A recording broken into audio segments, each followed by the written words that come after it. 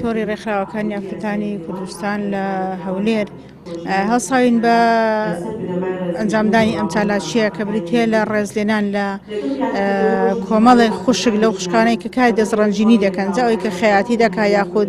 دروستکردنی چرینە هەر شتێکە لە بواری کاری دەستڕەنجینی دەکا و توانیوێتی بژێوی ژیانی خۆی تا ڕادەیەک فەراغی مادی ماڵی خۆی بەم کارە پڕ بکاتەوە. ئەوش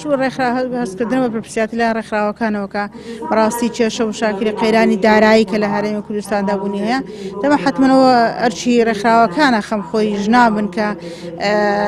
جۆرێک لە توندوتیژی پێچ و توندوتیژی مادی ئەمە شۆکارێکە بە سختی مادیە بۆ کەمکردنەوەی توندوتیژی لەو ناحیەوە تا دەمانێت ئەوە بڵێن کە خوشکانێک بە توانا و ئیرادە و هێزی خۆیان توانیویانە بە دەست و پەنجەی خۆیان احتیاج و محتاجی دەستی خەڵکی نەبن و ینی چۆکدانەدەن بۆ قەیرانی دارایی توانیوێنە بە کاردەستی خۆیان بژێوی ژیان و ماڵ و منداڵی خۆیان دابینیکەن. ئامانجمان لە سازکردنی ئەم مەراسیمە ڕەزیلانە ئەوەیە کە هانی ئافرەتانی تر بە هانی خوشکانی تر بدەن بۆی کە مەرج نییە یعنی هەر خاوەن شەهادە بیێتەوە بر مامۆستا بی یاخود فەرمانبەری حکومی بی بەڵکو دەکرێت یعنی فەرمانبەری حکومیش نەبی مامۆستاش نەبی بتوانی بەکاری لەو کارانە فەراغی مادی خۆت ماڵەکەی خۆت پڕ بکەیتەوە هاندانێک کە تەجیەکە بۆ خوشکانە